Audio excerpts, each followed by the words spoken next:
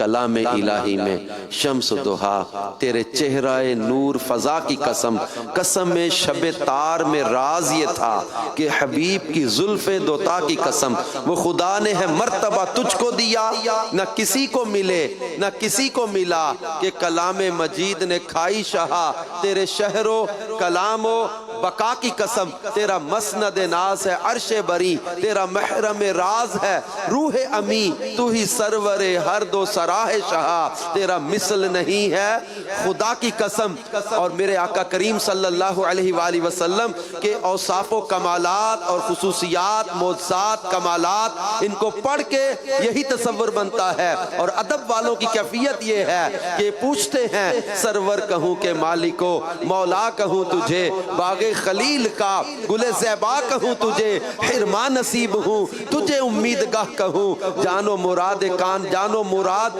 کان تمنا کہوں تجھے، صبح وطن پہ شام غریباں کو دوں شرف، بے کس نواز گیسوں والا کہوں تجھے، اللہ رے تیرے جسم منور کی تابشیں، اے جانے جاں میں جانے تجلا کہوں تجھے۔ اور قرآن پاک کے انداز پر ہم غور کرتے ہیں، اللہ پاک جناب آدم علی نبینا علیہ السلام کو مخاطب کرتے ہوئے فرماتا یا آدم اسکن انت وزوجک الجنہ، حضرت ابراہیم کو پکارا یا ابراہیم قد صدقت الرؤیا، حضرت موسیٰ کو پکارا وما تلک بیمینک یا موسیٰ، حضرت عیسیٰ کو پکارا یا عیسیٰ ابن مریم انی متوفیک، حضرت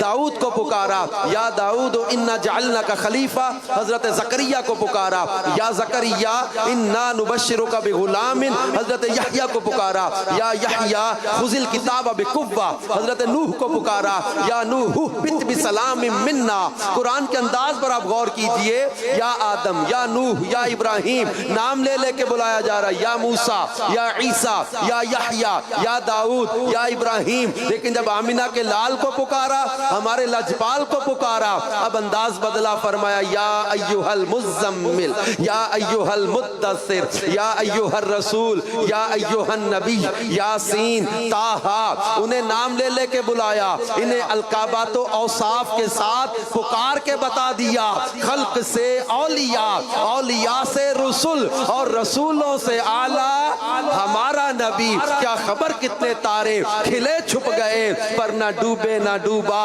ہمارا نبی، سب چمک والے اجلوں میں چمکا کیے، اندھے شیشوں میں چمکا ہمارا نبی، حسن کھاتا ہے جس کے نمک کی قسم، وہ ملیح دلارا ہمارا نبی۔ انبیاء سے کروں عرض کیوں مالکو، کیا نبی ہے تمہارا ہمارا نبی، جس نے ٹکڑے کیے ہیں کمر کے، وہ ہے نور وحدت کا ٹکڑا ہمارا نبی، سب چمک والے اجلوں میں چمکا کیے، اندھے شیشوں میں چمکا ہمارا نبی، جس کے تلووں کا دھون ہے آب حیات، ہے وہ جان مسیحا ہمارا نبی۔ اور کبھی میرے امام کہتے ہیں کہ آقا زمین و زمان بس تمہارے لیے، مکین و مکان تمہارے لیے، چنین و چنا تمہارے لیے، بنے دو جہاں تمہارے لیے، دہن میں زباں تمہارے لیے، بدن میں ہے جان تمہارے لیے، ہم آئے یہاں تمہارے لیے، اٹھیں بھی وہاں تمہارے لیے، تمہاری چمک، تمہاری دمک، تمہاری مہک، تمہاری جھلک، زمین و فلک، سمک و سمک میں سکہ نشان تمہارے لیے،